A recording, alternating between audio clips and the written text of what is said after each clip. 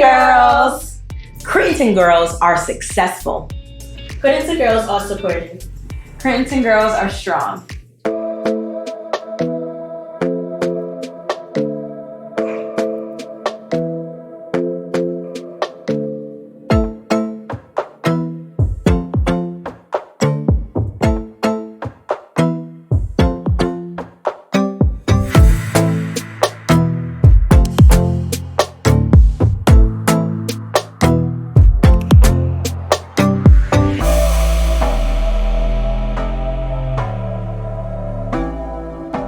My name is Abriana. I'm a junior at John F. Kennedy High School, and I'm a first-year Crittenton girl. Hi, my name is Michelle, and I'm a sophomore at Gaithersburg High School, and I've been a Crittenton girl for 5 years.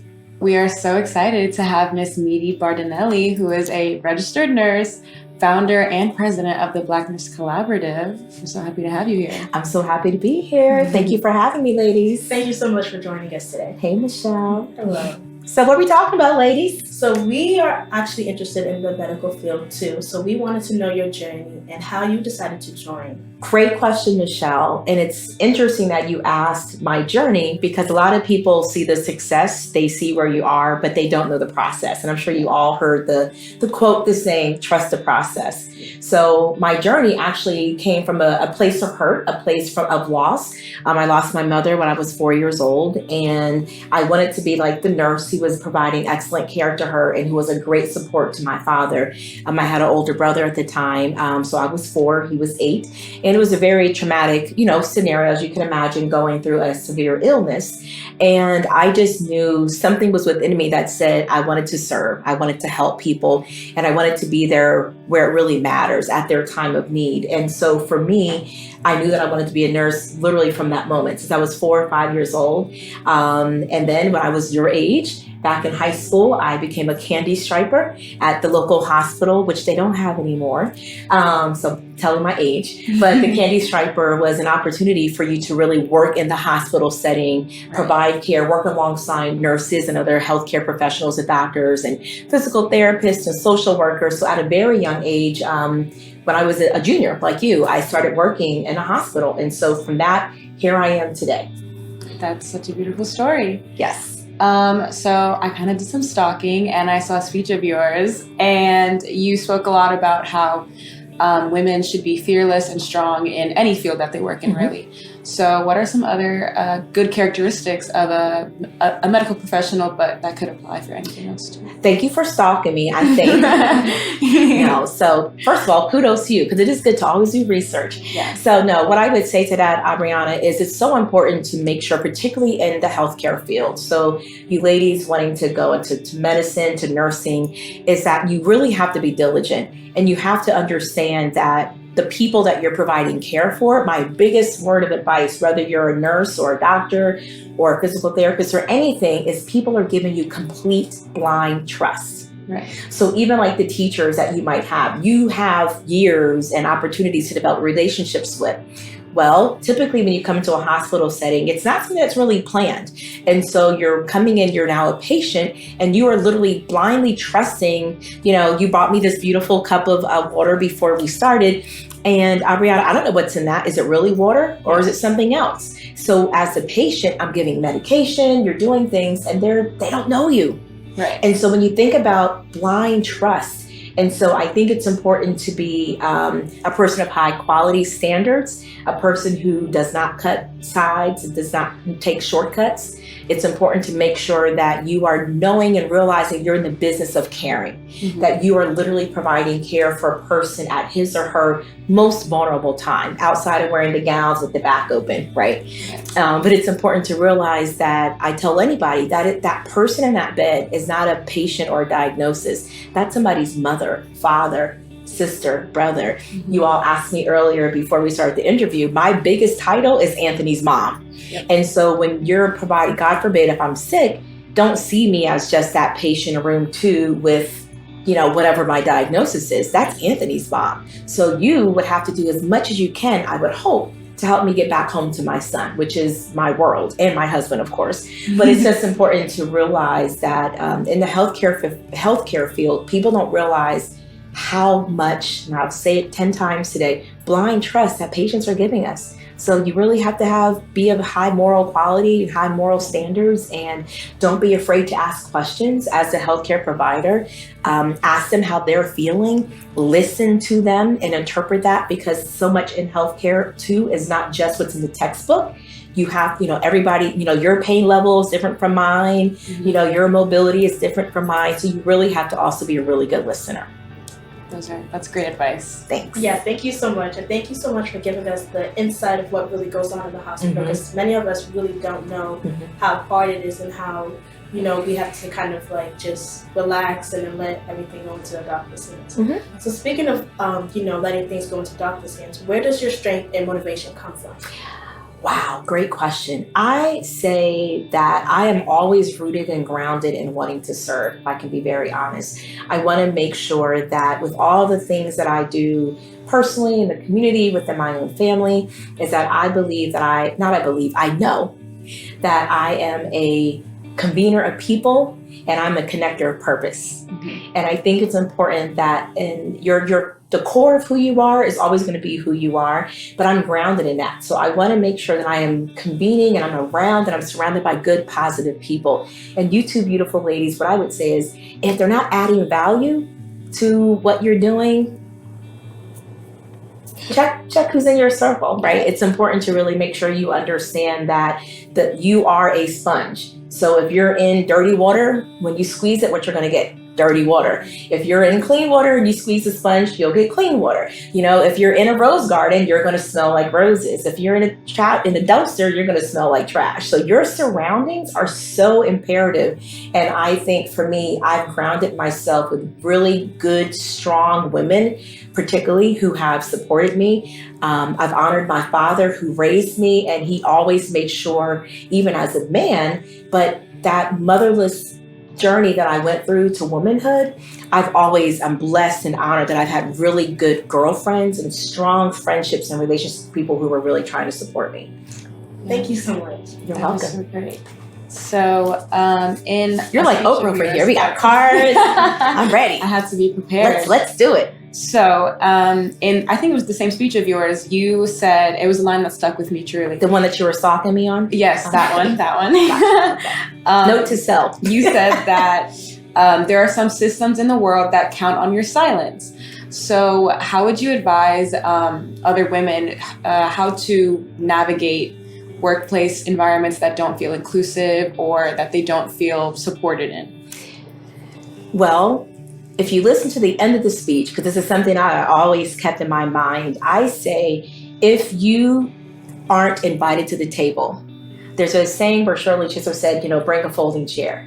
I would like to add to that, don't bring a folding chair, go create your own table, bring your own chairs, invite your own friends, and also create your own menu for what you're going to serve and what you're going to talk about at that table. No longer do you have to wait and work in systems and places that people don't want you. Now, I'm not saying, hear me, I'm not saying that you should try to dismantle and do better in those situations that you're working in, but I think it's very important for you to be fortified and strengthened and encouraged and supported to make the difference. And so use, whether it's YouTube within Crittenton or your girlfriends at your school or your family members, your friends, whoever support you, and you go change that thing. And if you can't change it where you are, go do what's the right thing to do in another place. And what I've learned, like the old movie, I know, again, I'm aging myself. There's a movie that came out that said, the field of dreams, if you build it, they will come. I am a testimony to say that if you build it, they will come. If you go and do something that's positive, I am an unapologetic person of faith. And I will just say that I do believe that the Creator, God, will send people to you, opportunities to you. The doors will just open and you just be ready to take a hold of that opportunity.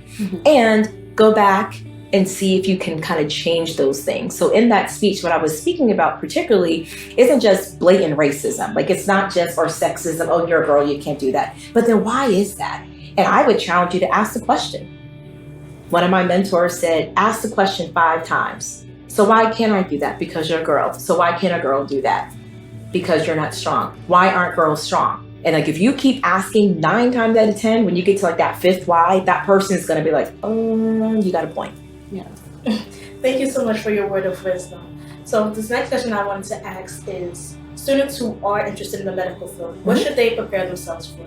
So what should we, know what we're getting ourselves into? Well, I will tell you this, as much as I love Grey's Anatomy, it is not Grey's Anatomy, it's not ER back in the day. Some things are. Yeah. I would say find yourself a mentor. Find yourself, whether you want to be a neuroscientist or a neurosurgeon or a cardiovascular nurse like I am, or whatever it is, find yourself a mentor at this age, right now in high school, and invest in that person's time and energy to show you the ropes. Because what I've learned, a lot of people say they want to do something, and then when they get there, like, ooh, this really isn't my jam.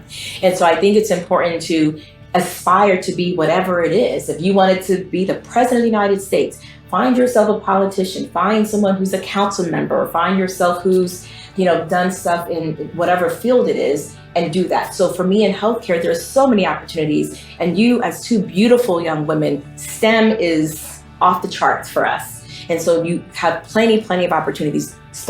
You talked about stalking me. Do a little research, and then find yourself some of those STEM opportunities. Find yourself a mentor, a man or a woman who can show you what you want to do and what you want to be, and can also get you there. And I would tell you all this, something that I've learned even just recently as an adult. Don't just get yourself a mentor. Find yourself a coach. You know what the difference is? A mentor is somebody who fits you in when you can get in. Right. A mentor is somebody who, when they have time, will talk, will text. But think about it from an athletic perspective. I am a sports mom, and I did sports in high school and college. What I would say is a coach, though, helps you devise a plan, right? Right. They help you figure out how to get there. And the coach is going to be there when you have to go run the race. The coach is going to be there when the race is done. He or she is invested in your success, because your success is their success. So find yourself a coach, even in 10th grade and as juniors. Find yourself somebody who's willing to see you graduate high school. Find yourself somebody who's going to propel you when you're into college. Find yourself someone who's going to help you through that 4 years, and whether you go into grad school or you start working. That's, I think, what Crittenton is trying to help you all learn. Yeah. Crittenton is kind of creating these places and opportunities for you, but you have to take advantage of them. Yeah. So find yourself a mentor and a coach. Yep. So we've done all this talking about work and the medical field and all of that. And I kind of want to know, for our last question here, we want to know, how do you balance? Inquiring minds want to know. Yep, the Crittenton girls want to know. Yes. How do you manage a work life that's balanced with a home life? What do you do when you clock out and you're ready to go home? What do you do in your spare time? Can I be very honest? I'm not always good at it. What I've learned is that there are opportunities for us to make sure that you have to first practice self-care. So you have to make sure, for me, like, I pretty much run every day or every other day. That is my release. That is my woosah moment. I think an opportunity for us to realize is, we have this beautiful table here. Only so many things can fit on the table at a time. And so if we're having dinner, our main course might be here. So today, the main course might be, your big exam coming up. You guys, you're getting ready to go to high school. Your senior year, so college, etc. You're getting into your junior year. So you kind of have to figure out, okay, what core classes do I want to take? What electives do I want to take? So that might be your main menu right now. But then that goes off, and then it's time for dessert. So now the table shifts. Right. So I think it's an opportunity for you then to say, okay, what do I need to do now? What's next? What is that dessert? Or is it just drinks or soda or coffee or whatever it is? So for me, I think balance is you're always trying to find balance. This is Meedie speaking. I don't believe you always have balance, because there's so many things that are happening externally to you that we have no control over, i.e. COVID.